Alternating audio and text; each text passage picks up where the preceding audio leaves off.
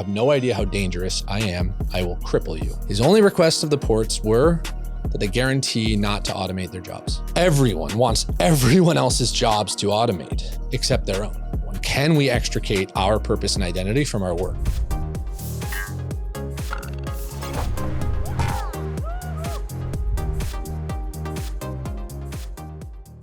Hi, Zach. Welcome. Hi, Paula. How are you? I'm great. How are you doing? Very good. Tell me about your background with AI. Well, my background with AI is actually my career background. So I've worked in AI for now 16 years. I got a job at a company called Crowdflower. Actually, what I don't tell people is I tried to play professional volleyball first. That was the first job I tried to get. I was not good enough, so I couldn't make money.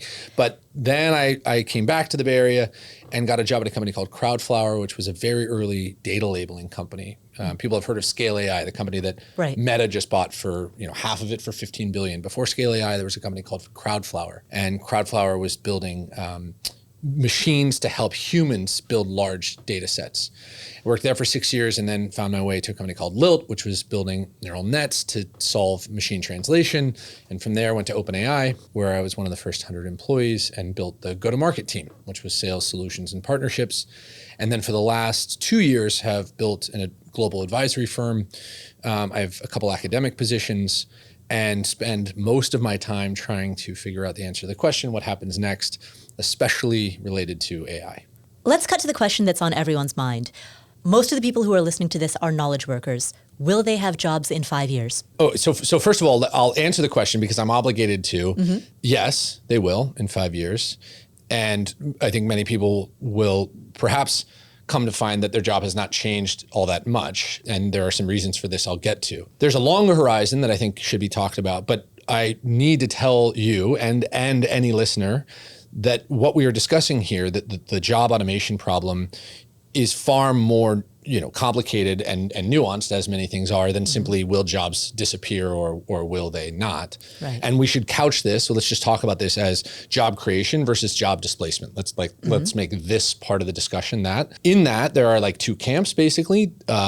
People like Dario Amodei, the CEO of Anthropic, the CEO of Ford, have said 50% of all white collar work or knowledge work, as you put it, is going to be eliminated in, I think that their number was in the next 10 years. I don't think that's right. On the other side, you have people like Brad Lightcap, the CEO at OpenAI, or Sam, or now David Sachs, the White House AI czar, who said, "Hey, well, this is actually going to create more work." It's not as there's still a division. But what I want to point to are a couple things going on. First, on the economic issue, when people ask me what job is going to automate first, because presumably there will be work that gets fully automated that we just don't do anymore, I have to remind them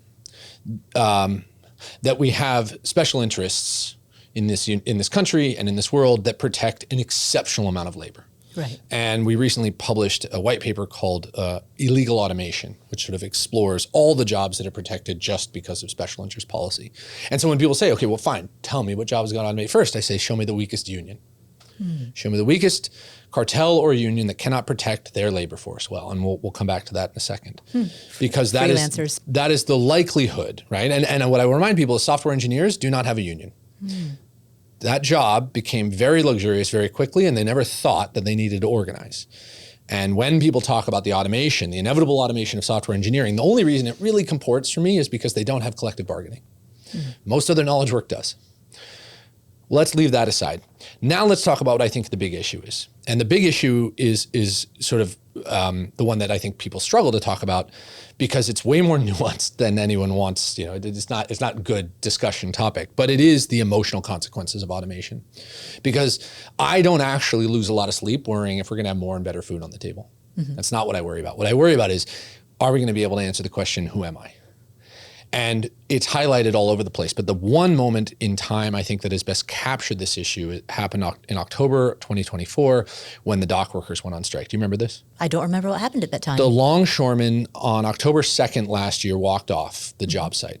50,000 men, 95% male union, 50,000 people, mostly men, on the eastern seaboard left the ports. And for 3 days, they went on strike, and it basically paused a lot of the economy. And the head of the Longshoremen, Harold Taggett, went on CNN on October 3rd, the second day of the strike, pointed at the camera and very calmly said to the American people, "You have no idea how dangerous I am. I will cripple you."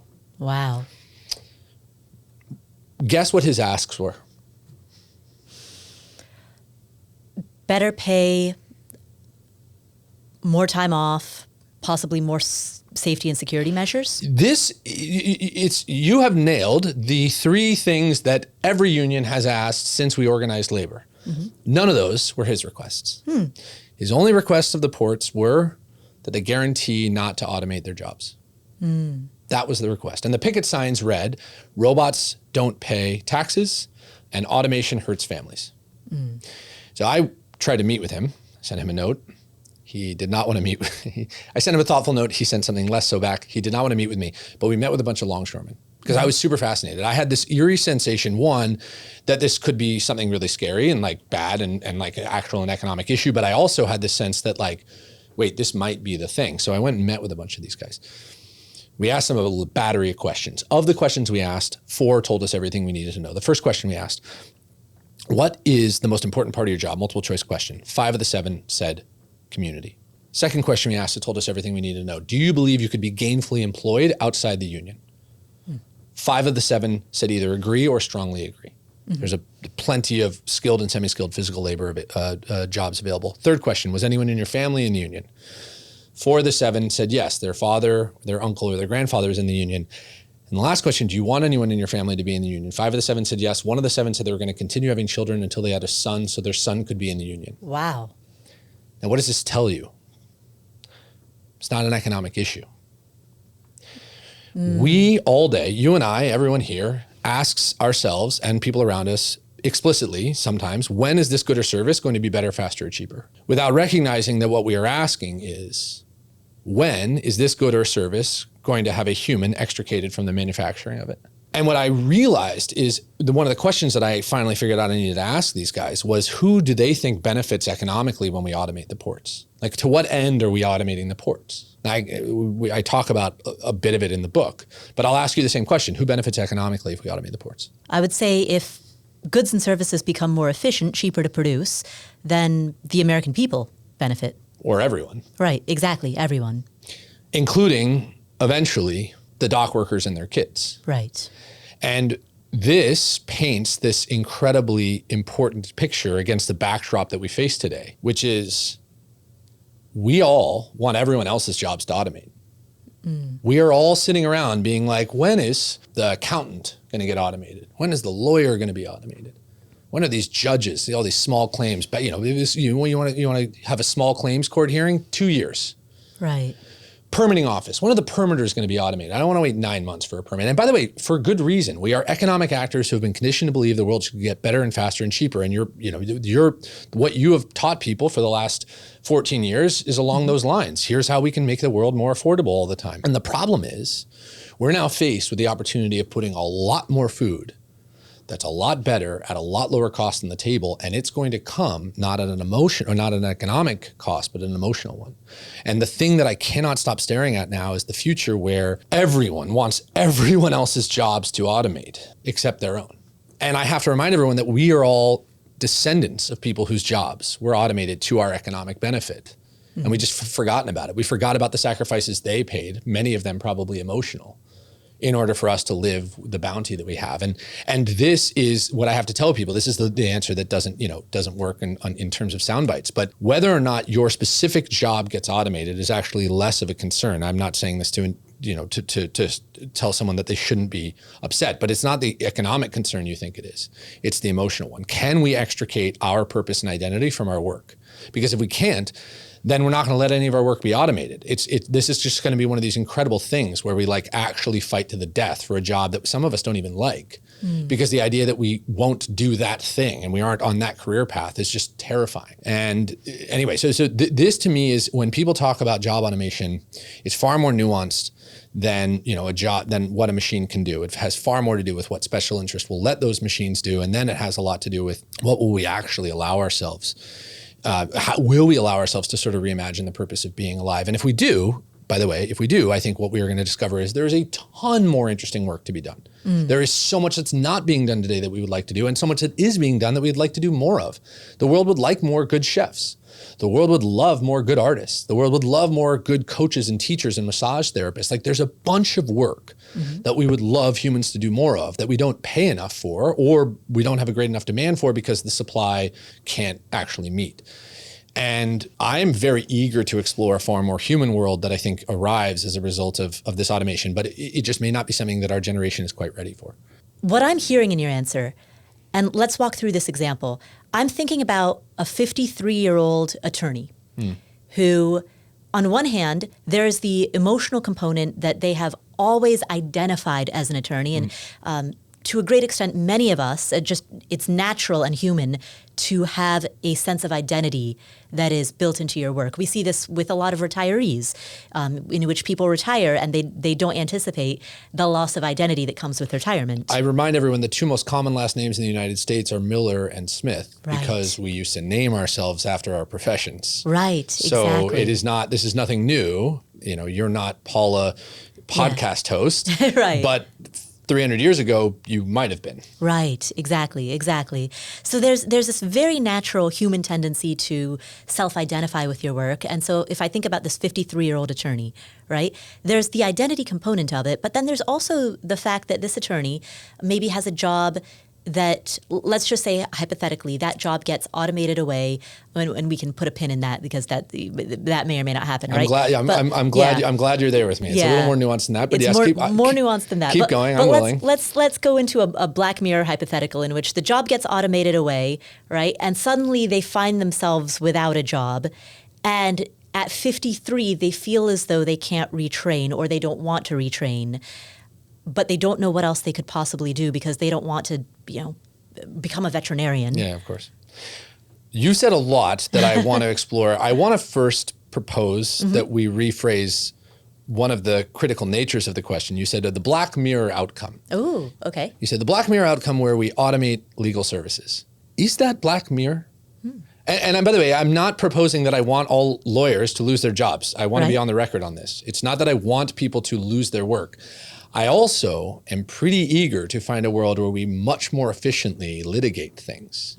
The cost, the industry that is tort law has, we have forgotten how expensive it is. The prices that we all pay in various ways.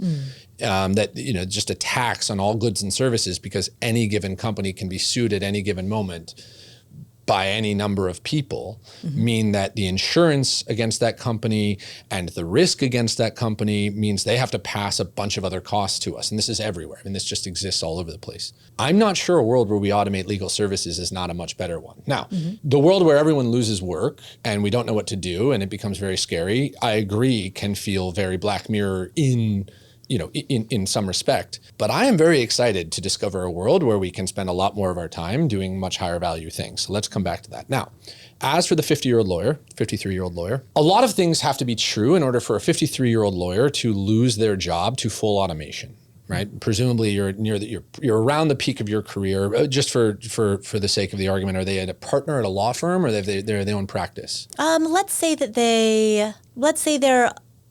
they spend most of their time doing minor trademark filings. Okay. And presumably, so it sounds like maybe they run their own practice. Yeah. Okay. So one day they realize all of their clients have figured out that they can do all their trademark filings with ChatGPT or, with some future state. Right. And all their clients have said, and in fact, we don't even need a cover, CYA, we don't need a cover your ass attorney anymore. And we just don't need you. And this person sort of looks around and says, wow, that's bad. In order for that to be true, a bunch of other things would have had to happen with both the rate of scientific progress in AI and also societal acceptance of all these other things, such that presumably this person, this lawyer, would have discovered that this was true for all the other things that they were buying.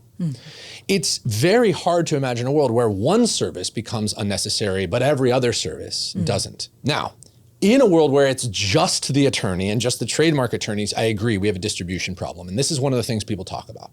A world where one part of the economy figures out it can be automated very easily, or people figure out it can be automated easily, and that part gets hurt, special interest protects the rest, and science doesn't update to automate the rest. I agree that's tricky, and I don't actually have a ton of answers for that. Some of this we're going to have to explore as we get there, and I don't mean to be hand-wavy. Right. But if you get past the distribution problem, which is also sort of, even as you play it out, a little hard to imagine, it really does actually become a much bigger question, which is how less expensive is this attorney's life now that they've figured out everything around them is automatable? Meaning, how many hours a week do they actually need to continue working, or how many hours do they need to bill in order to cover the costs that they've always been paying for in other things? The reason I bring this up is because what I think people often sort of forget about is most of the value in automation accrues to the professional services of people who are purchasing those goods and services. And it's always easy for us to be like, oh my God, what if my job automates? And then really fun to be like, oh, what if all these other things automate so that I don't have to spend all this money and time? Now, in a world where we start to explore this, in a world where lots of things start to automate such that we have a deflationary event, which I think we will, that's my hot take. It's my hottest take, by the way. People hate this idea that the cost of goods and services will come down. Let's come back to this. Yeah. What do we do about work? Like, what do we do about what next? And if you're a 53-year-old, you're still in your working prime, and our intellectual primes are extending much further for all sorts of reasons. My challenge is whatever got you to this point, whatever you did in life to sort of find the eagerness to explore something like trademark law, it still lives inside you. You don't have the same neuroplasticity, you don't have the same like sort of natural inclination, and you sort of put that in the back burner. And most people are actually quite capable of reinvention. This is a really amazing thing. And we love the stories about reinvention. We love Hollywood films about people who rediscover themselves later in life. And we're always inspired about the idea that someone else could, even if we can't or aren't able to. And I am very impressed when I ask people what else would they do. Lots of people have very good answers, and they're usually wonderful. They usually also point to a happiness function. They usually point to what someone would do if they could redesign their life around joy. And not to call out attorneys, but I'm often struck, if you ask, next time you're with an attorney or a group of them, ask people for their passion projects. You will be blown away at how many attorneys have exceptionally interesting passion projects, because they're all very smart people who are very good at sort of exploring ideas, and they got into law and realized that it didn't scratch the itch maybe they thought it would scratch, and so they became chefs, or they became exceptional banjo players, or they started building like log cabins. And you meet these people and you're like, oh, you're all going to be fine actually. Like you're already so eager to find a thing that like satisfies your soul and spirit outside of law. I'm like far less concerned about these people than I think many people are. I think attorneys in this world where their work automates know what it's like to put in a lot of hours. They know what it's like to go to law school. They know what it's like to study for the bar. They know what it's like to log a lot of crazy hours for their clients. They know about hard work. And they also know about the possibility of building something from nothing, because a lot, we're constantly setting new precedent in creating law. What's tricky for me is to imagine the more intrinsically motivated, or sort of like the jobs that like actually provide people a lot more identity. Because I think actually lawyers find identity in other things than being lawyers. I mean, at first they get their law hat and they go, I'm a lawyer. But by the end of their career, they're like, I'm so much more. I'm in a rock band, right? By the way, every great law firm has a big rock band. This is true. Like the top 25 law firms have these rock bands composed of partners in the firm. And sometimes like an associate is a really good drummer, and so they get to join the band. But this is like a thing. Is this like kind of like, is it the Goldman Sachs CEO is also a DJ? Yes.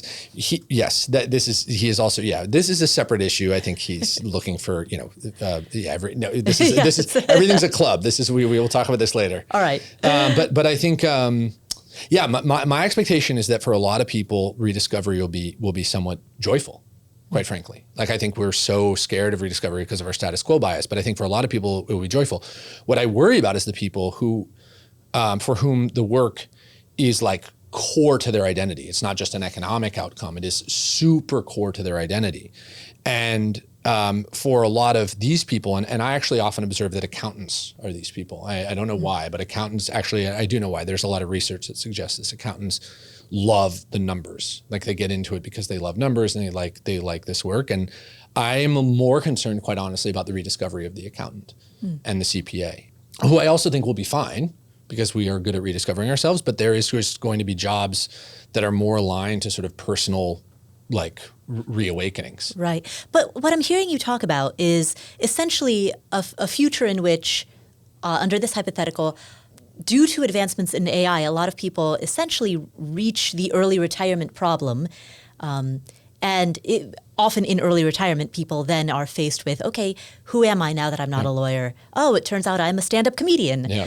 And just more people. So what I hear you describing is a world in which more people kind of reach those those self-discovery questions that are common in early retirement. I would say, sorry, go ahead. Oh, what if that 53-year-old, even though the rest of their life has, the cost of living has deflated and the rest of their life is cheaper, they still either need to or just want to continue earning an income. And they can't do that from playing a banjo, being a stand-up comedian, building log cabins with their hands. I don't want to actually sound like a naive or an asshole and suggest that no one needs to work as soon as some work automates.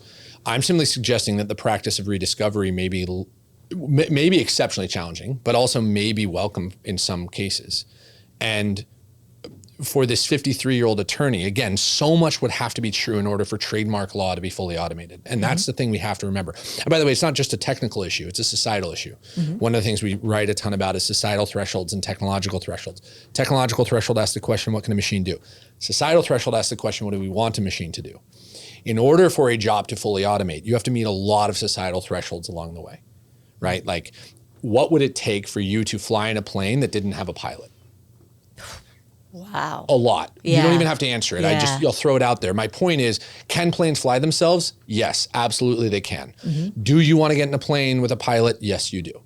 This is one example of many societal thresholds. Pilots are not at risk of being automated, not because we can't fly planes automatically and remotely, but because we don't want them to. But that's true for now, but there was a time in which people didn't want to go on an elevator that didn't have an elevator operator. Yes. Right. This is one of my favorite stories. Let's come back to it in a second because I don't want to lose this thread. My point is simply that societal thresholds exist and they exist for quite some time. What I'm proposing though is that in fact, let's pull on this thread. Okay. The societal threshold that you're describing is my favorite to teach people about. In 1854, Otis Elevator invents a modern, what he calls people mover. Prior to this, we moved people up and down mine shafts and tall buildings with rope and pulleys. We could do it, but it was very dangerous, and rope and pulleys often broke, and then the machine plummeted, and that was, suboptimal outcome for the people on them. And so only the brave went on these people movers. And so Otis, staring at these things, says, what if we just created a fail-safe? What if we created a thing that catches the rope so that when it breaks, it doesn't fall? Right? It's basically a second parachute. And it works. It's this massive breakthrough, and he's like, oh, this is work. And he puts it in this, it basically requires to go in an elevator shaft because that's how the system works. And so what he invents is a modern elevator, the first elevator. And he sells a bunch of them, sells tons of these elevators. By 1855 or 1856, a bunch of these buildings are calling up and complaining. They're saying, hey, no one's riding the elevator. It works, but people are terrified they're going to die.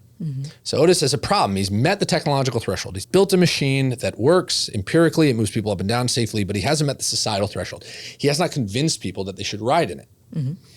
So he does three things to convince people to ride in the elevator. He puts a mirror in the back of every elevator so that when you walk in, you'd be a little distracted by your own image. He puts music in every elevator so when you walk in, you'd be entertained. And he puts an operator in the elevator. Puts a physical person in the elevator to convince you that it is safe to ride up and down the elevator because a human's in charge. And it works, moves the societal threshold. Today we ride a bunch of elevators. And to your point, societal thresholds do move. Not all of them, by the way. There are plenty that have been stuck for a long time. Nuclear power is a great one. It's a societal threshold that actually moved and then moved back because of 3 Mile Island and Chernobyl and Fukushima.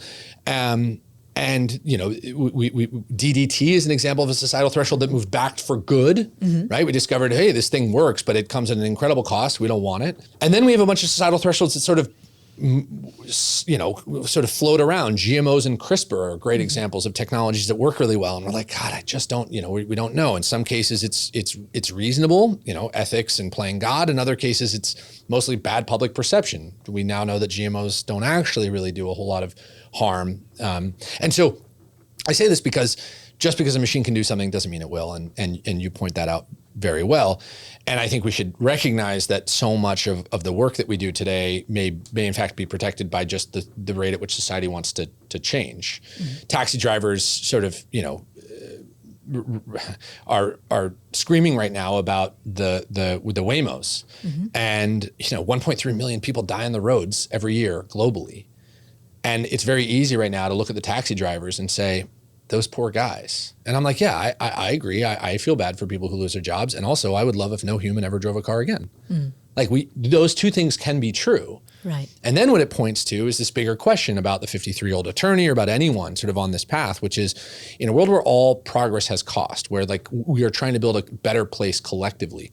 What is the limit to automation? In a world where we can automate everything, where do we stop? Where should we stop? And there are plenty of no-go zones, in my opinion, plenty of them. And what it points to is actually a world where like we should start to really emphasize the work that humans and our immutable qualities are particularly well designed for, which might not be patent law, right? It might not be trademark law. That might be great for ChatGPT. Coaching, teaching, elder care. I mean, there is a slew of work in the world that we undervalue today, right, that we could overvalue. We could afford to overvalue, where we could find more people to do more quality work because we just have cast off these jobs for a long time as being, less than. And this to me points to a much bigger sort of awakening of some kind, a renaissance of some kind, where we start to actually recognize the work that machines should do and the work that humans should do, and put much more of our attention and effort on the work that we are uniquely adept at doing. Which I think, by the way, creates not just a better world for the people who are receiving the work, but also a better world for the people who are doing it. Because I think there's just an exceptional amount of value that we can see that come from creating and building and helping people. How does that square then? So when I think about this 53-year-old attorney, one thing that strikes me is that this is a person who has devoted a lot of their youth to going into a field that has high barriers to entry. And this goes back to what you said earlier about everything is a club, right? There's a certain professional pride that you get when you are in a field that has high barriers to entry, but necessarily, by definition, those are fields that are incredibly hard to train in and that take many, many years of training. So if this person, this 53-year-old attorney, were to retrain into something, it would... If they wanted to go into another field that had high barriers to entry, that would necessarily take a long time, and then they would be 58, 59 by the time they were done with their training. Totally. And what's really cool, again, if you're willing to explore this world where trademark law and patent law gets automated, it also means that barriers, if you're automating patent law and trademark law, you're lowering a barrier. And the implication is that we're lowering a bunch of other barriers. Now, there are plenty of things that should have barriers. There are some credentials that really do matter a ton. And there are plenty of things that shouldn't or don't need them. And in a world where we have a million attorneys in the United States, a little more than 150,000 therapists, we've clearly overvalued tort and undervalued mental health, right? There's like something is weird in this balance. For whatever reason, we don't actually regard the therapists with the same degree of sort of appreciation as we do other professions, when in fact, like we could realign our values. And what I think is very exciting about this is that in fact, access to various services, bringing down the barrier to lots of things isn't, the spirit of your show and your podcast, but also like the spirit of improving the human experience. And I acknowledge, first of all, that it's not even the 53-year-old attorney that we should be most sympathetic towards. It's probably the 28-year-old attorney. Let's imagine someone on the cusp of becoming a partner who has grinded through undergrad, grinded through law school, grinded for the first 6.5 years of their associate and VP status at a prestigious law firm, spent 100-hour weeks doing the work that someone else is taking credit for just to become a partner so that they can get paid all the money and take credit for someone else's work. And then we automate their practice. That person I feel so bad for. And also, I think they're going to be okay. Like I believe that the qualities that allow that person to achieve what they got will allow them to achieve something else. Exactly what it is, I don't know, but we have already started to see a new interest in, a new exploration of work that we've wanted for a long time that we're continuing to add to. And again, I talk about teachers and coaches, but people working with their hands, skilled craftsmanship is in incredible demand now. And I'm not saying that everyone has the dexterity to do it, but if you ever wanted to be a carpenter, if you ever wanted to be a chef, if you ever wanted to work in bespoke services, it's a pretty great time to do that. There's enormous demand for it.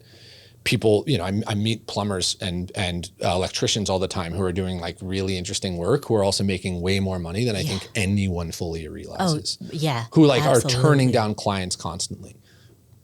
Yeah, That work is not going. That work is not going away. Paid work, That work is not going away anytime soon. Moreover, even when we automate a lot of work, you know what we do? We just reinvent new luxuries. Like Budweiser was supposed to make the craft breweries go out of business. Like that was the whole thing. Like we'd been making beer and everyone was like, oh, now only one company is going to make beer. All Budweiser did was create a new degree of luxury. Like you can drink a $1 lager and still we go to bars and order $9 lagers. We're like, oh yeah, I'll take one of those really fancy beers. It's just statusing. It's just opportunity to sort of find new luxuries. And then all that we've seen is this major, huge rise in microbreweries. And obviously that's changing a little because the younger generation seems to be drinking less. But in a world where I can buy any jeans, I can buy Levi's for, $25 at Costco. I buy these, which are much more expensive because there's a status to it. I mean, this is like what we do. And that creates these new economies all the time. And again, I say this, I try not to be flippant, and I really try to acknowledge that like it can feel very scary. But in a world, I would say to any individual where your job fully automates, something incredible has happened. Where society has adopted an interest in automating a bunch of other things, and you are probably as much a beneficiary of that as you are an economic consequence. The big question that I keep coming back to is, even if there's more and better food on the table, even if you can find another way to sort of make ends meet or even do better than that, can you be happy? Like, can you find joy in a world where it is much harder to attach your identity and your purpose to the work you do? That to me is the biggest outstanding question for everyone. Because the logic goes like this. The logic is, in a world where machines get really good and really cheap, and they take all of our jobs, and what will we do for money? And if we don't have money, what will we do for food? And I'm like, think about it. If you play that out, that's not actually how this goes. If machines actually take all of our work, something profound will happen economically. Now, I don't know what that world looks like emotionally, spiritually, but that's not our concern anymore. There's something bigger happening right now, which is we actually have to ask ourselves, like, what does it mean to be human in a world where we have attached so much of our purpose to the work we do? Extricating that's just going to be a lifelong pursuit of many generations, I think. I want to go back to what you said about how if we automate away much of what we're currently doing, we will find new things to do. But there's almost a Parkinson's law of work expands to fill the space you give it. Not almost. That is exactly the right. Right. Yeah, that's exactly right. And so if there is a vacuum of work, we will figure out more work to do.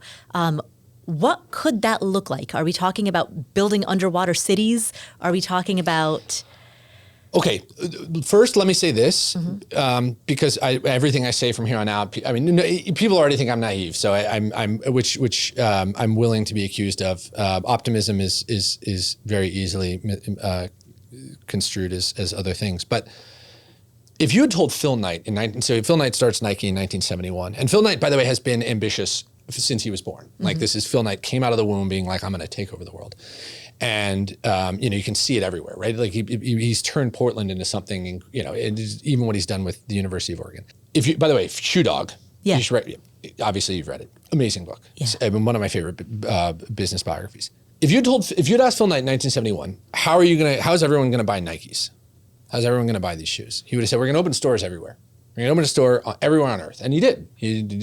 Basically every continent has a Nike except Antarctica. He could not have fathomed in 1971 or 1975 that Nike.com was going to do $8 billion of revenue of the company's $24 billion of revenue in 2024. Like that, and if you had been like, hey, let me explain something to you, he would have been like, no, I don't, I'm not sure I understand. But like, thank you. Let's come back to that later. And even, honestly, even in 1995, that might not have really resonated with him. Like that, it's like Bezos saw this, but like how many actually understood what e-commerce was going to become? Right. And I even remember people talking about, mobile as being this, is a fad, but no one's gonna buy things on their phone. Right. Now I say this not to, tell an old trodden tale, but to remind people that we have to have some humility when we talk about a future. Because if visionaries, business visionaries like Phil Knight, struggle to imagine the ways in which their companies are going to make money in the not too distant future, we need to be honest about the fact that we can't possibly be sure how businesses are going to make money in the not too distant future. And the agentic web introduces all sorts of possibility. Roles like the social media manager, a podcast host. These aren't things that we could have properly understood 25 years ago, right? Or more, 30 years ago, 35 years ago. Now, that I think is an important reminder as we start to explore ways in which we will work, because the presumption that all work will be automated, I think, is also a really silly one, where, to your point, we are going to find other things to do. Some of these things may be around new luxuries, new bespoke services. Some of these things may be around traditional or sort of more commoditized services that we simply decide we don't want to automate, and this will be ours. But I will sort of frame it in the following ways. My expectation is we're going to have new work, as I call it, on sort of two bases. One, work that exists today that we can't imagine spiking massively in demand. And my favorite example of this is a chef. When I talk to people about cooking, most people I know who are interesting. This isn't fair because I don't actually like cooking. I know a lot of people who describe cooking as one of their favorite hobbies. Right. One of their favorite hobbies. Yeah, that's now, how I feel. admittedly, a lot of chefs, and The Bear presents this very well, don't love the actual job of it. But most people, if you said, if you could make a good living doing this, would you? A lot of people would seriously entertain it. They're like, I like cooking for my friends and family. Yeah, I could run a show. I could run a kitchen. There's an enormous demand happening right now in the backdrop of the service economy for chefs. Like, it's actually quite remarkable. More and more people are dining out than ever before because we actually, it turns out, have more discretionary income. Now we should come back to where we're feeling a crunch, because that's super important here. Right. But I do wonder if, like, the things that we sort of talk about as being these like fanciful jobs, in another life, what would you have been? Oh, it would have been fun to be a chef. I'm not sure that we won't actually start pursuing these things in earnest. That, like, being a coach, being a teacher, being a chef, I keep coming back to these roles that are uniquely human, that are in like exceptional demand for high quality individuals, and that we do not want to automate with machines, won't actually become sort of the basis of the next economy, a service economy. But don't we already see coaching, teaching, and you mentioned earlier therapists? Yep. I mean, we see Wobot, for example. Wobot is like it's your AI therapist. Yeah. I mean, you probably know what I'm going to say about this. Look, my opinion on this is that there's a lot of things that AI can do. We wrote a newsletter about this, and I think I'm proud of how there's a ton that AI can and should do to support our spiritual, emotional, psychological awakening. Exists at the intersection of better understanding ourselves. There is an enormous amount, there's a corpus of data that you have compiled both in your ChatGPT instance, but also on the internet, that could be assembled in a place and asked very interesting questions of. And I have a prompt that I'll share with you that you can give to listeners to put in ChatGPT that will provide an example of this. I don't think it actually is a replacement for human interaction. What I think we've done right now is we've taken ChatGPT in many cases and treated it as a hammer.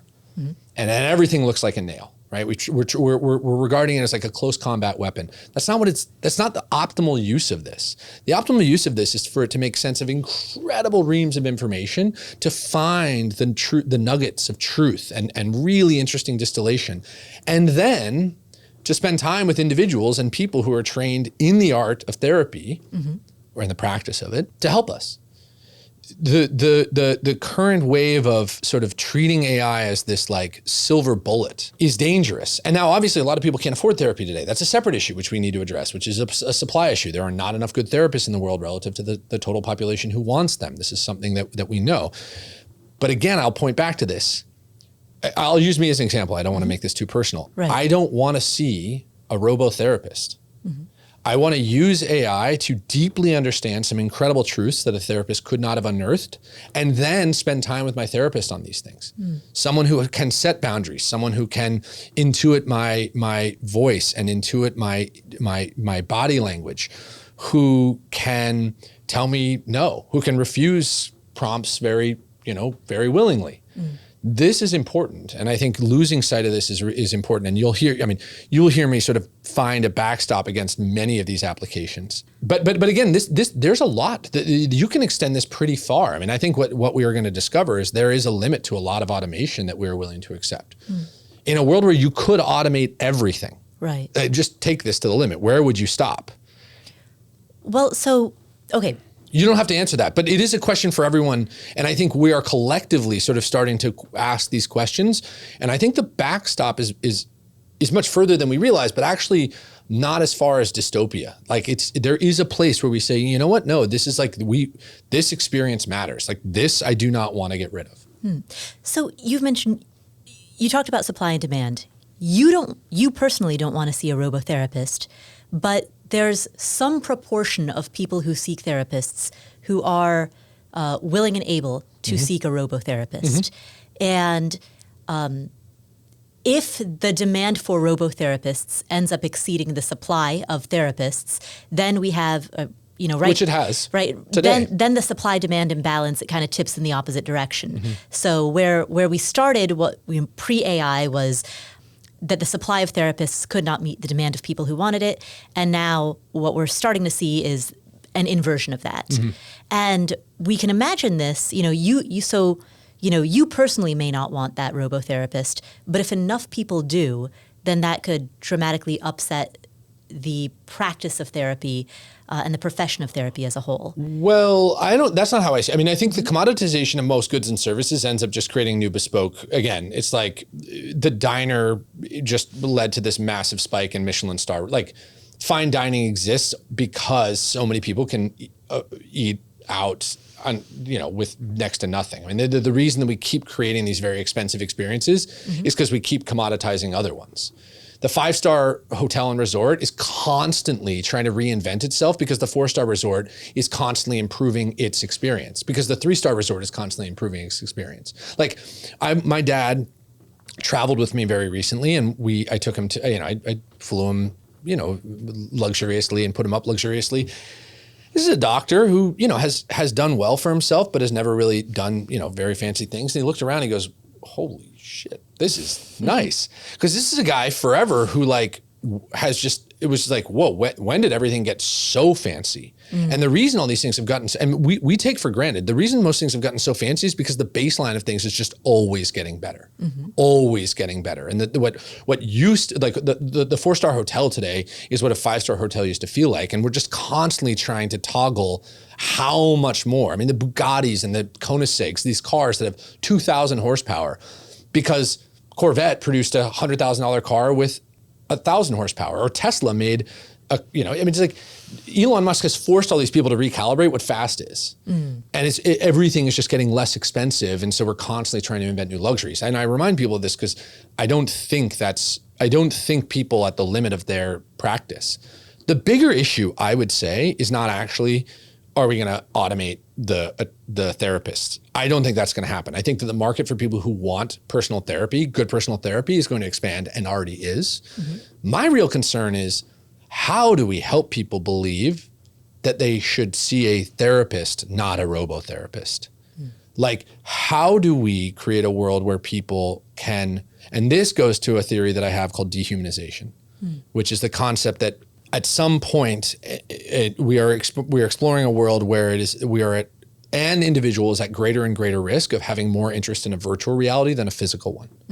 And the concept of dehumanization actually plays on now 2 major risks associated with AI. The first is device addiction. Just people are fascinated by their device and need to be on their phone constantly. And the second is what we're sort of broadly calling chat psychosis or chat infatuation, right? Falling in love with a machine. Right.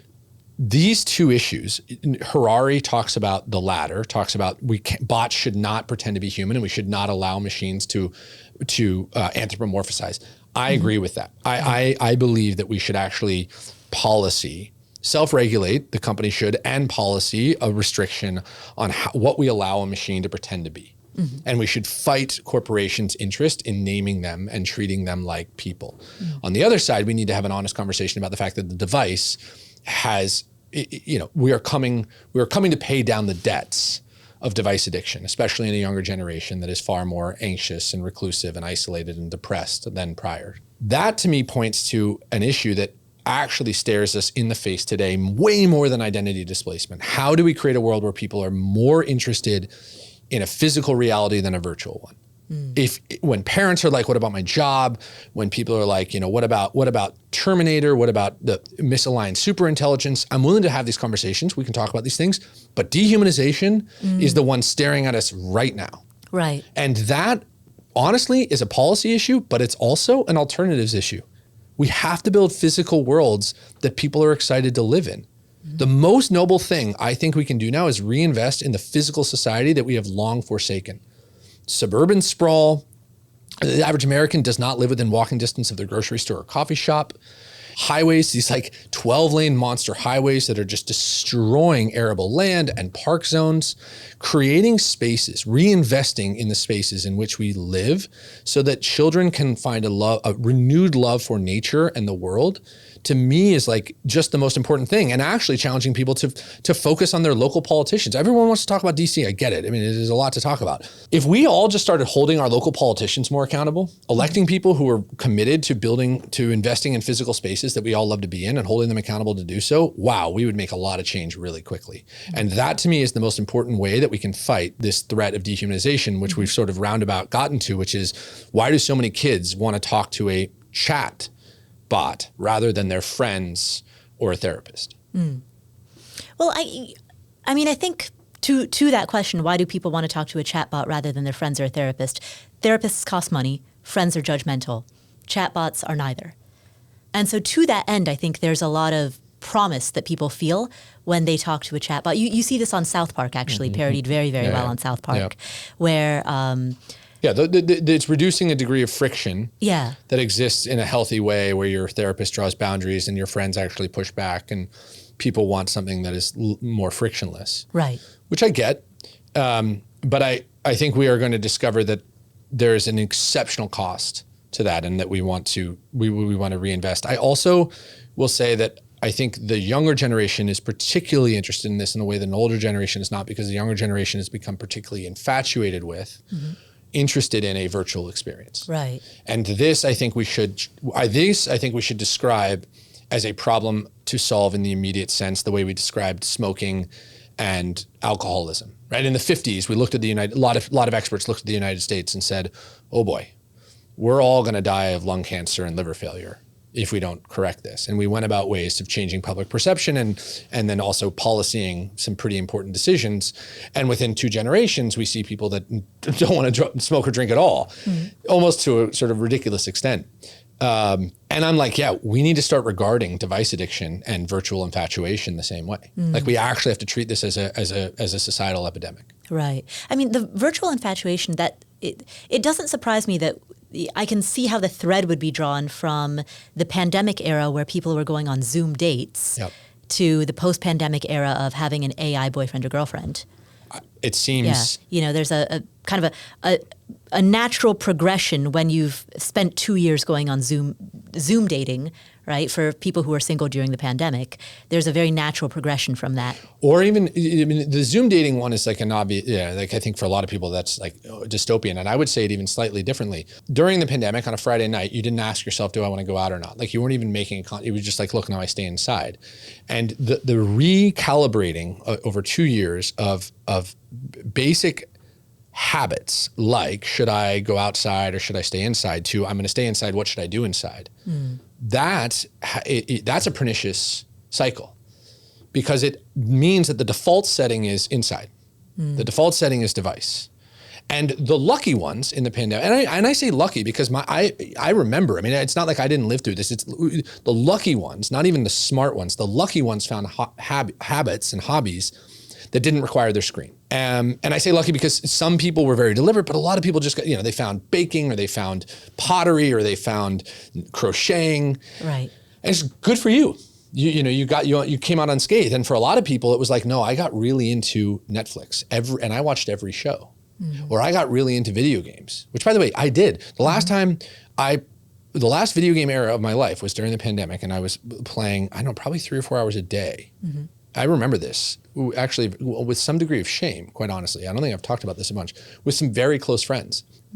And the day I put that controller down during the pandemic, it was the last day I ever picked it back up, because I realized in that moment, like, this was a very scary trend. I was like, I don't want this at all.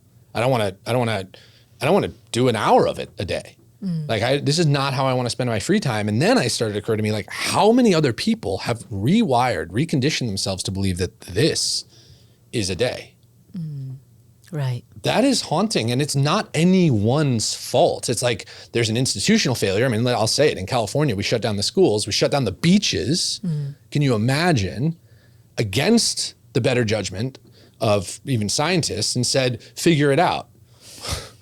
And then we also did a lot of things that just like perpetuated this. I mean, it came at this incredible moment where algorithms got really good, and we started preying on people's attention. And so I think the confluence of events, and of course Zoom dating is sort of one of these, but it's just like we recondition ourselves to believe that the device was how we should spend our time. And in fact, I think we're going to look back on it the way we look back on smoking and drinking heavily during pregnancy. Not only should you not really do it at all, we did it unabashedly. Like, we was like, yeah, and the consequences were very real, and the consequences, I think, for this generation will be real. The good news, we're good at solving these problems. Like, I actually have to remind people constantly, we are good at solving these problems. We create problems for ourselves, and within a generation, we've already seen it. Gen Alpha is going outside more.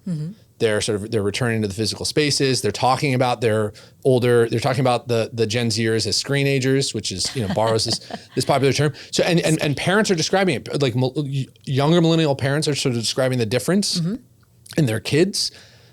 I think it points to a correction. Well, and I think the fact that the 90s is so back in vogue, I mean, you look at fashion choices, right? Yep. The fashion that is that's in vogue right now is the fashion of the 90s, the wide leg jeans. My jeans speak to it, yeah. Exactly. Yeah. Everything that people wear today is just an echo of what people wore in 1992. Yep. And we see the same thing in terms of the phone cases that are designed like cassette tapes. All of this nostalgia vibe that is back in vogue, that really harkens back to the 1990s. I think there's a group of older millennials who are like, really? We lived through this once? We have to go back to wide leg jeans again? Are you serious? But I think that harkening back to the 90s is a harkening back to a time before smartphones and internet and email began. Yeah. It kind of speaks to that. So on one hand, we see that. On the other hand, you've got, Yuval Noah Harari talked about how text-based religions, such as the Judeo-Christian religions, what does a theologian do? A theologian is a scholar of these religious texts. And now AI can do that. And so people, you talk about what is the most... What we once thought of as perhaps the most sacred human thing that you could do, which is read deep religious texts, is now something that AI can actually do better than a human could. And AI can scan, and this is specifically for text-based religions, but AI can scan far more text than a human ever could read in their lifetime and mine it for the wisdom that it is supposed to contain. Yeah, I mean, look, I agree with Harari is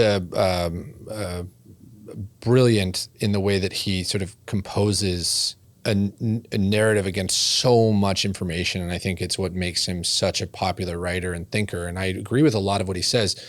His conclusions in Nexus I don't necessarily agree with, but I would also sort of pull on the thread, which is, so what? Like, actually, and I don't mean this sort of flippantly, but like in a world where you had to work really hard in order to know something or understand something, and that's going to become less true. Let's call it unmetered intelligence, which is the term I use to describe this. Over the last sort of 3,000 years, a little less, 1,000 years, in the pursuit of our intellectual wisdom and knowledge, we have forsaken our physical bodies. And I think one of the things that he talks about is like we were much stronger. Our ancestors were much stronger on a relative basis than we were, and actually far less fragile. I mean, they died much more horrific deaths often earlier, but that was because they were living in the wild with not much. And we've done all these incredible things to extend our life expectancy, but actually we are like unhealthy. Like we are an unhealthy species. We're on a relative basis that's just doing all these things, like manufacturing all these ways to live a lot longer. And my point is like, what if we are now going to flip the script back? What if we're no longer competing what if for a while now, we're not going to compete on an intellectual basis, we're going to compete on another basis? Because the other thing that I argue is in a world where we have put so much emphasis on the pursuit of knowledge and wisdom and intellect, we have also, in my opinion, forsaken the spirit and the emotion. I think that we are far less empathetic and compassionate as a species than we've probably been in some time, even though we've dramatically reduced things like violent crime in this world, because we are so dependent now on these institutions to set all these rules. And because we've become so competitive on an intellectual basis, it is why often people remark, if you're very kind, oh, that was a very nice thing to do, because the expectation is that we are rational economic actors, not rational emotional actors, rational compassionate creatures. And people describe feeling like they live in a world that is so polarized and so sort of angry. And my argument is, okay, in a world where we actually solve for unmetered intelligence, where we actually create a world with abundant access to intellect, it's true that combing through a religious text may be so easy that we experience some form of idiocracy, some form of, well, I don't have to think very hard, so I won't, right? I'm just going to turn off my critical thinking mechanism. Something else actually will take its place. Humans are competitive creatures. Something else comes from that. And I'm not sure, based on the evidence, that other thing is not either physical attributes or even emotional and spiritual attributes. That in a world where a lot of hard thinking is solved, where a bunch of like very complex cognitive reasoning can be done instantly, if you and I cannot compete on an intellectual basis, are we not just going to try to be nicer and funnier? Like, is there not like another thing that comes next? I don't think that the answer is we become zombies. I actually think the answer is something far more interesting that we have to get to. There's an arrival here. But I'm pretty eager to live in a world where you don't actually do better or worse than someone because you are so much smarter. I'm much more interested in living in a world where you do better because you have more agency. You're harder working. Like there are other human attributes that we have long sort of disavowed that we might actually bring to the surface again. And that would probably, I would argue, reward a more compassionate, well-adjusted, well-aligned human. Because winning on a basis of intellect alone does not necessarily reward the best outcomes. And this we have seen time and time again. So yes, and is my point. Yes, it seems possible that knowing everything is in some basis, or it will become very easy, and that pursuit will matter less. But something will take its place, and I think that could be really exciting. I want to turn the conversation to money, because AI has the potential to rewrite much of the relationship that humans have with money. And there are many facets to that. There's, of course, the mechanisms of how the financial system works, but then at the individual level, there's also financial literacy. There are the jobs that right now are held by CFPs, CFAs, by a myriad of professionals within the financial services system. So I guess I'm starting broad, and I should narrow this down in order to formulate it into a question. But what are some of the key points that you see in how the human relationship with money will change? So I'll answer that, which is almost philosophical. I mean, as much as anything we've discussed, probably philosophical. But first, let's call back to what we talked about earlier. So you said, listen, the 53-year-old attorney, their job gets automated. Okay, I said, well, what other jobs get automated? You said, well, fine, maybe an accountant's job gets automated. So now I'll come back to explaining why that means pretty good outcomes for most people. In the United States, if you want to know a lot about the tax code, you need to hire not just a CFA, a very good CFA, and CPA probably. And they need a team of very good CFAs and CPAs. Because the tax code is a mess. Right. Financial illiteracy isn't just a problem, it might be the problem. Because whereas with healthcare and education, the two other broken sectors in the economy or in the world, arguably, you know when someone's beating you up, right? Like most people, when they stop and think, why can I fly across the country for $80? But if I go to the emergency room, I might be bankrupt. You're right. Right? Like a van ride, literally a van ride to the emergency room might bankrupt me. People can think about that and appreciate how crazy it is. And it beats them up with it. It's like, it's a punch in your face and you're like, I don't know why this is the case, but I know it's broken. Financial illiteracy plagues people in another way because it's an insidious actor. $11 billion in overdraft fees last year. Most people have no idea how much they are contributing to the bottom line of banks who are preying on their illiteracy. Predatory lending, right? Credit cards charging people 30% and just every month just taking a little bit. And then you turn around and after a few years, you've paid a credit card company $50,000, some egregious amount of your net worth because you're not even aware. And for some people like, well, that's because everyone's indebted. And I'm like, that may be true. And then we need to figure out how to get people to stop doing frivolous spending. And this is where people get really upset. Well, everyone should be able to afford anything. Well, it's okay. There are some luxury goods that credit card companies are letting people buy that we probably shouldn't. And my point is like, if you knew that purchasing this bag didn't cost you $1,000, it cost you $15,000 after you were done paying it down, would you still do it? And the hard part today is I think most people are not actually making the calculations because some of these fees are hidden and some of these fees are so convoluted like taxes that it's impossible to know. And my argument is one of the amazing things that AI does, it doesn't rewrite the tax code. It just shines an enormous light on it. Because in a world where you can take the tax code and put it into ChatGPT and say, hey, help me make sense of my taxes, you'll quickly find out that in fact you are paying probably, depending on your tax code, way too much on some basis and have been doing so for some time. And for a lot of people, it's going to be like, all right, let's sort this. And for a lot of other people, it's going to be like, why is this so messed up? Like people are going to, like the tax code has always been this issue that I think the wealthy have like been really upset about. And spend a bunch of time talking about it. And I just don't understand why more people don't. And I'm not talking, by the way, about the tax rate. That is a separate debate. We can talk more about that. I'm talking about the code itself. I'm talking about understanding how the financial system works for most Americans or most people in the world. And the literacy that AI expands, the opportunity that AI offers someone to understand personal finances, macro finances, investment advice, et cetera, becomes pretty incredible at the limit. It also has some weird implications, by the way. Like right now, it seems like there's an argument to be made that Matt Levine made recently. I don't know if you saw this. Matt was like, I have this, he like sort of spelled out, he has a sinking suspicion that ChatGPT is actually moving the markets because and a lot of people every day probably say, where should I invest my money? And it's giving a recommendation.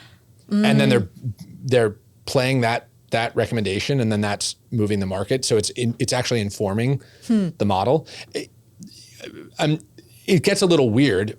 And I'm like, okay, I agree. That's strange. But I also am like, the number of people who are like, hey, help me make sense of this credit card fine print. Help me actually spell out how long I'm going to be paying down. If I make this much a month, how long am I going to be paying down this debt?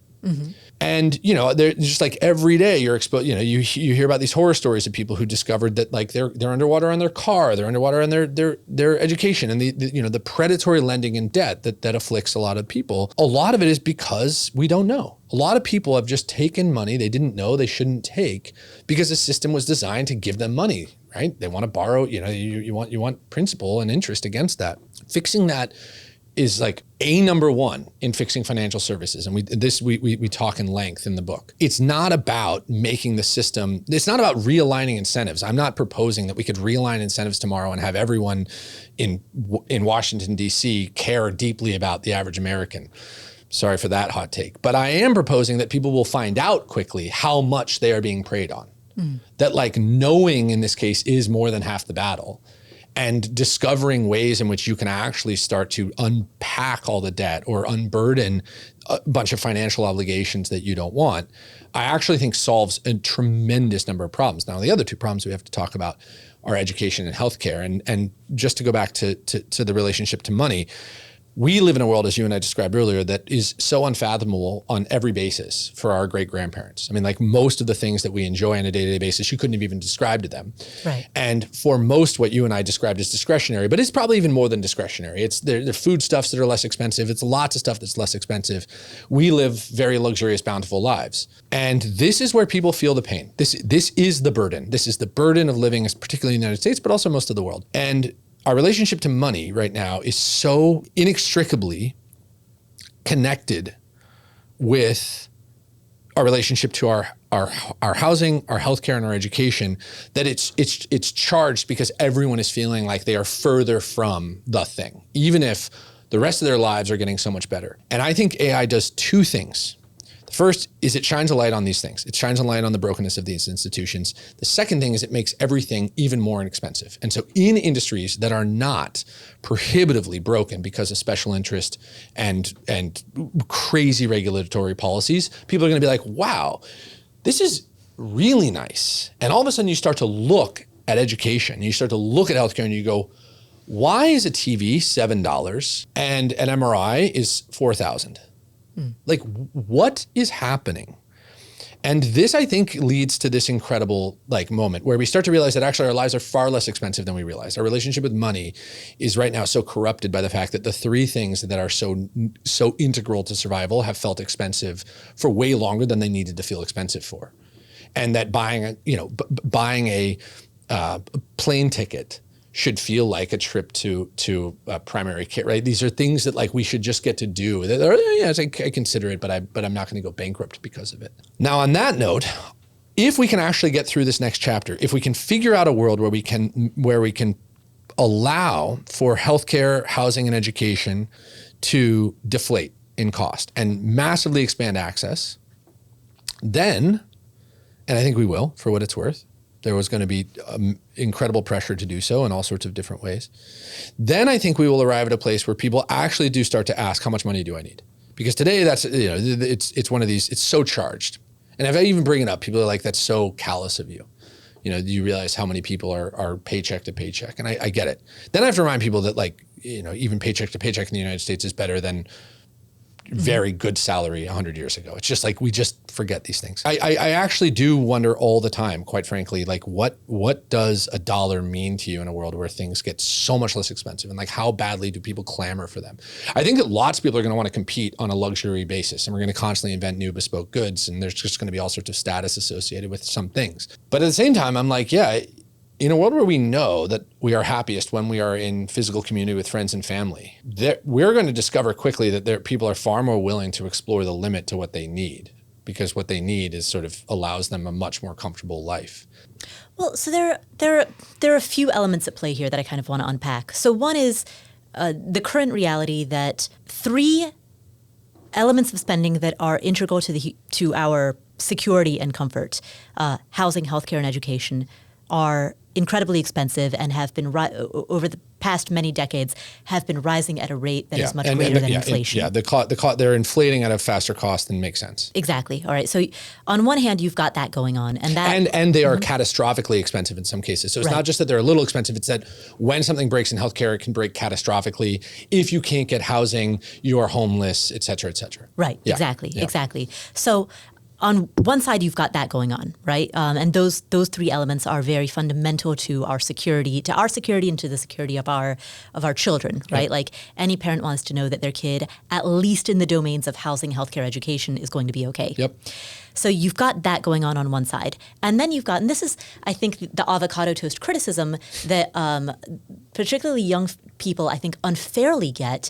You have luxury goods that are getting cheaper and cheaper and more accessible because you have, this goes back to what you were saying about everything as a club, you have these different tiers where luxury experiences are more attainable. And so what you see, especially with Gen Z. Yeah, we can get luxury. Right, exactly. Loosely defined. Exactly. Yeah. So what you see with Gen Z, for example, is that Gen Z might, at the age of 30, still live with their parents due to economic necessity or perceived economic necessity, but they will spend a lot of money on getting a credit card with airline lounge access, right? Even though there's maybe a $450 annual fee associated with that card, right? Because that airline lounge access creates a feeling of exclusivity. So you've got, and in a world in which that Gen Z person feels as though they are shut out of home ownership, they at least get the trip to Cabo with the airline lounge access as sort of a what do you call it, consolation prize, right? And so you have an economic situation right now in which people feel as though the basics are unattainable, but luxury, or at least this certain our tier, parents' definition of luxury. Yeah, exactly. Our parents' definition is something that my parents have never experienced airline lounge access, right? Something that our parents would have defined as luxurious is attainable to us, even when the basics are not. And that's a very confusing economic position to be in. That's the fundamental avocado toast criticism that Gen Z is feeling. And it's the annoying one that boomers take up. They're like, oh, you're doing all this discretionary spending. And it's like, well, one, that discretionary spending is far less expensive than it would have been for you. Right. I mean, our great-grandparents spent 40% of their wages on foodstuffs. We spend on average 10%, this generation. So pointing at this as the issue is wrong. Right. And also the cost of housing, healthcare, and education has inflated so fast that for many people, it's like, well, give me this thing. Yeah, exactly. Which I totally get. I totally get. And my question give me a visit to the doctor. I'll trade my airline lounge access for that. Yeah, although, is that true? I'm not, that one we should come back to. I'm not actually sure that the dirty little secret about primary care is that it's far less expensive than people realize. It's just that specialty care is so expensive. And so we've created a world where the solving the problem is expensive, but actually preventing it is far less expensive than Anyway, we come back to that. You can imagine a world where we actually unlock the ability for technology to dramatically reduce the cost of housing, healthcare, and education. I really do imagine a world where the relationship with money changes fundamentally, where people are like, look, I don't have to earn endlessly because I'm not living in a hole that I have to dig myself out of. And where people start to build relationships with work and relationships with money that feel actually far more symbiotic than they do today, which is just like this, if you're too old, then you're attached to the idea that your home has to inflate. And if you're too young, you're attached to the idea you'll never be able to buy a home. And so you should just earn money and spend it on, clubs and lounges. That we don't want to live in either of those worlds. And the opportunity now is to shine a spotlight on this and also to create, to really allow these technologies, AI, robotics, all these things to do what they do best, which is automate a lot of really, really cumbersome, complex tasks to the economic advantage of the consumers. What I hear you talking about is essentially a version of early retirement for everyone, in which we have the luxury to ask the more existential questions of who am I and what makes me happy? How can I be in community with my loved ones, with friends, neighbors, family, in a world in which I am not obligated, if costs have deflated in my life, particularly if housing, healthcare, and education have deflated, in a world in which I am not obligated to make as much money in order to live and have a good life. Or just specifically to say in a world in which I'm not obligated to work endlessly. Right. Yeah. Exactly. How does that square with the reality that humans are status-seeking creatures and hierarchical creatures who, throughout human history, have, for as long as humans have been alive, we have a documented history of wanting to obtain status and have typically done so economically, through economic competition. So this one is actually, this one for me is actually pretty easy to answer, which is we've run hundreds now of happiness studies. The famous one is the Harvard Happiness Study, which followed people for 80 years. I mean, this really, truly one of the great studies on the human experience. But there are many others. And the Blue Zones, I'm sure you're familiar with the Blue Zone studies to measure people longevity, who live a long time. And there are deathbed studies and just all these things. Consistently, the most important feature of a life well lived is community. Time with friends and family, in community, ideally outside. This is one of these remarkable threads that connects all of these studies in longevity, in happiness, across socioeconomic boundaries. And what's amazing about these studies is we can all observe them anecdotally. right? You can talk to your grandparents if they're still alive. Talk to your, older aunts and uncles and ask them what makes their life well lived, what makes their life worth living. It's a really wonderful exercise. Two, you arrive at the same thing. They don't talk about status. They do not talk about status. Now, it could have been in the moment the status brought them some joy, but in the end, they look back on their lives with so much appreciation, so much gratitude for their community, for their friends and family, and for the spaces in which they enjoyed their company. I don't think it's actually a debate. I don't think we have to debate this one. I think that we've done enough research. We've seen this experiment play out enough individually and collectively to know that we are, again, depending on how religious or spiritual you are at any moment in time on this earth, to commune with the people we love. And that we found work in order to commune more healthy lifestyles. Like we invented most jobs, the history of work, to do things for the tribe that allowed the tribe to live collectively healthier lives. And that perpetuated a long time until one day we turned around and we were like, why do we work? We sort of forgot the whole purpose. And in doing so, we actually also forgot the purpose of technology. We've created this abundance of technology, hardware and software, and a lot of it no longer serves our happiness. And of course, I'm talking about device addiction in this case and things like social media, which are preying on people's desire for status and attention. But if you were to fast forward the lives of every influencer on earth, so you had the power to sort of put them in their deathbed and you asked them, what was the best part of your life? How many of them would talk about the number of followers they had? I mean, we delude ourselves into thinking this is the thing, but we know it's not. We know it's not, and we've forgotten it for so long. And my point in all this is maybe we are on the precipice of a technology that will actually allow us to automate so much of the work that we have done for so long, which we started doing in the first place to build healthier tribes so that we could commune better. Maybe in the process of doing so, we will actually force ourselves to very seriously ask a question that we have not asked for a very long time, probably, which is, what is the point of being human? What is the meaning of being alive, individually and collectively? And I in the book point to what I think may in fact be more than just a economic awakening and renaissance, but a spiritual one. And of course, not everyone will enjoy the experience. I'm not proposing that it's kumbaya. For many people, it will feel very jarring. And of course, we don't share all the same values on earth. This is one of the issues that we face, certainly across borders. But it does present this amazing moment where we actually, at least I think over the next 50 years, are sort of moving in a direction to seriously ask ourselves, what do we want to do today? Like, what do you want to do today? If you get to answer that question in any direction, untethered from the necessity of money so that you can live a life, untethered from the necessity of a job so that you can make that money. So again, I hear the early retirement question there. Right? Untethered from the necessity of a job so you can make money, what is the most meaningful way to spend your time? I see how that applies specifically to people who have pursued early retirement and who have spent a lot of their time reflecting on that question and who have built their lives towards it.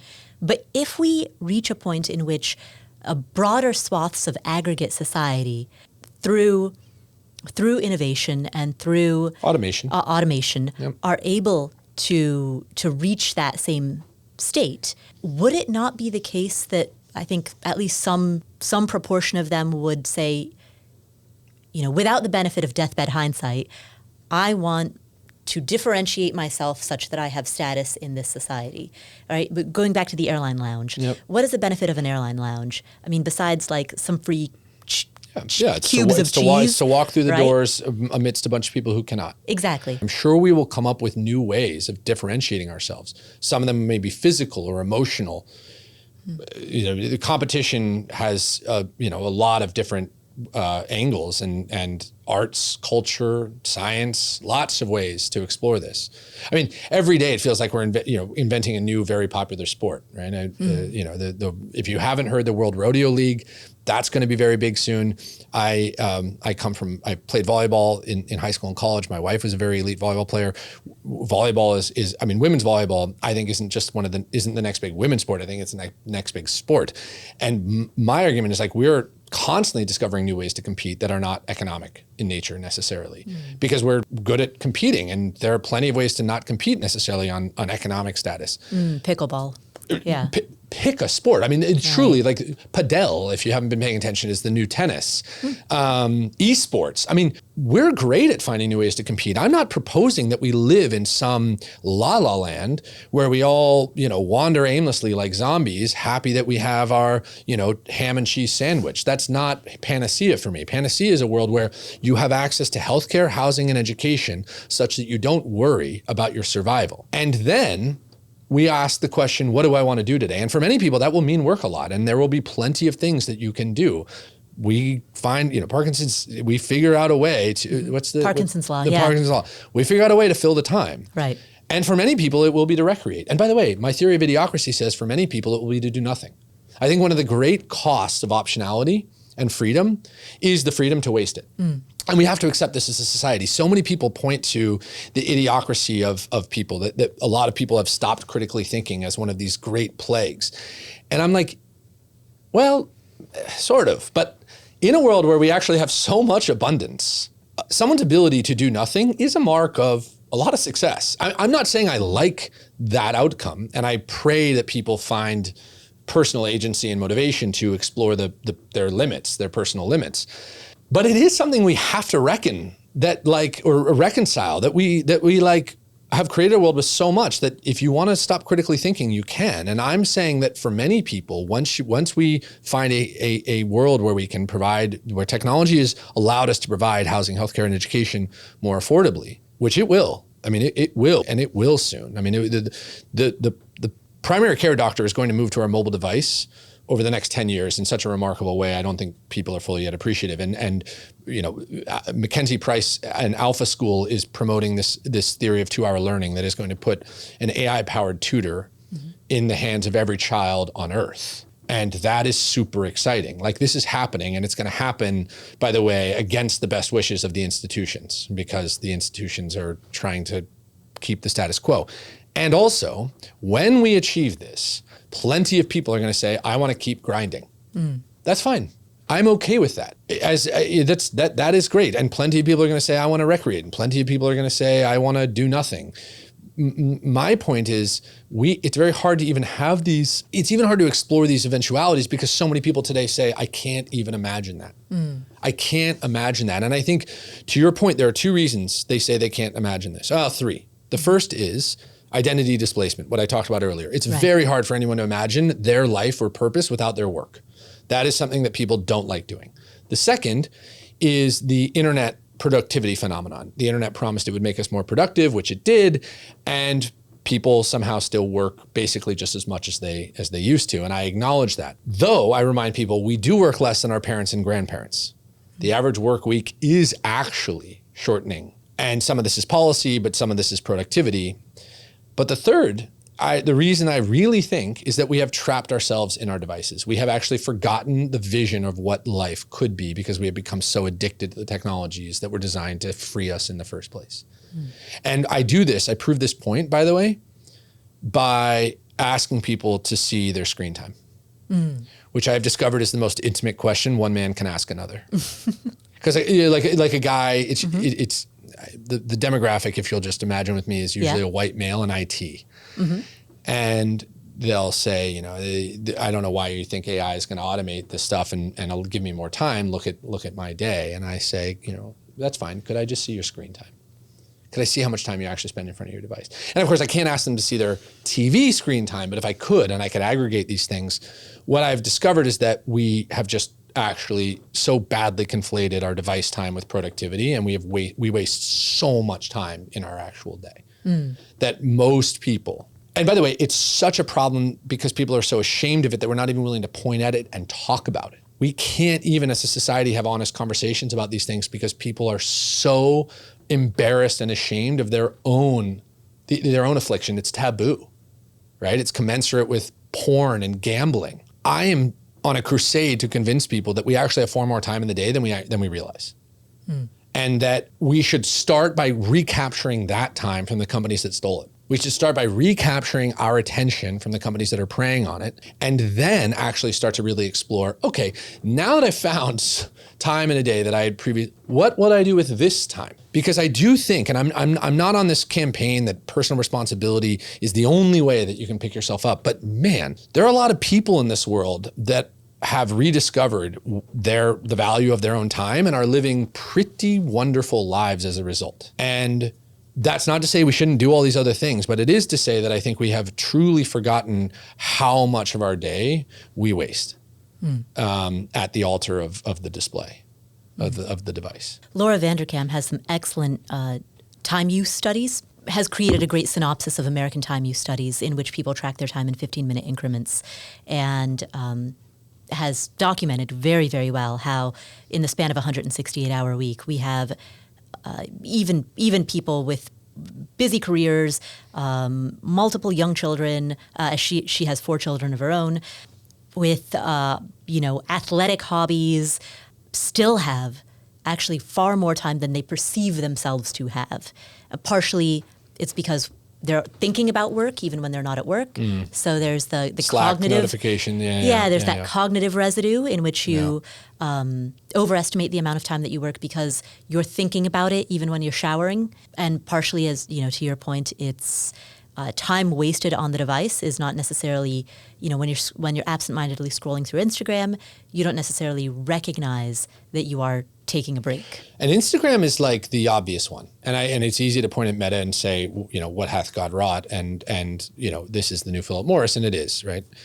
But also, like, the number of garbage TV shows that people watch. And I'm, by the way, like I'm not here to crusade on people not watching TV. It's not my point. But there's a lot of time in the day to do things that don't include something. And by the way, I've watched Love Island. I think it's quite good. And I do get the appeal. And some of these things, by the way, some of these things are very important culturally. Like, if you didn't watch. I love The Gilded Age. Yeah. And if you weren't watching Game of Thrones, like, were you even, how could you fit in? And I get that. But I'm also, I remind people that it's more pernicious than just Instagram. Like you can point at Instagram and say, well, this is bad, but there's a lot of other things going on here. And one, your favorite TV show then rolls into your second or third favorite TV show, and while it's on, you might as well watch it. And this is where I think we really are losing time. And as a result, just to back to my point, what ends up happening is I feel like I'm speaking to people in a world where the marquee, so the big issue is, hey, it's hard for me to have this conversation with you because either I or someone I know is struggling to make ends work in a world where housing, healthcare, and education are just prohibitively expensive for many people, or certainly probably education and healthcare, just like good education and healthcare is just so expensive. Housing, you can rent. I mean, you can't buy, but renting has become somewhat affordable. But the real issue, I think, is that backdrop paired with like these three, like identity displacement, screen addiction, and this loss of the actual, the misunderstanding of our actual time spent. And piecing apart all of that is, not particularly easy, which makes this conversation quite hard. And it makes it easy for people to be like, oh, that guy's an idiot. But if you start to explore a lot of these things, to me, it's like kind of glaringly obvious. Like if we built a better, more deliberate relationship with our device and we put pressure on the ruling party to let technology, affordably offer these services, we are not that far from a pretty amazing world. Like we really are like sort of teasing this pretty cool space where lots of people get to do lots of really explore lots of really cool passion projects. And the question, what do you want to do today, becomes like one that, you can seriously answer. And so on that note, to close out, what do you want to do today? I want to go home and have a really nice meal with my wife and talk about this and talk about maybe nothing at all and just enjoy these last few moments. She's very pregnant, so these last few moments of just us. Nice. And you have a 15-year-old cat. And our 15-year-old cat, Finny, who had a fun adventure today wandering the apartment building. And ended up on the Raymond James floor looking for financial advice. See, even our cat wants access. Everything's gated these days. Excellent. Well, thank you for spending this time with us. Thanks so much, Paul. I really appreciate you having me. Where can people find you if they'd like to learn more? The website, zackkass.com, ZACKKASS.com, has information on the book, AI, The Next Renaissance, AI and the Expansion of Human Potential, information on our newsletter, the Next Renaissance newsletter. I don't use social media, but I have a LinkedIn. You can follow me there. We maybe need to solve that. But for now, that's where you can find me. Wonderful. Thank you. Thanks a lot.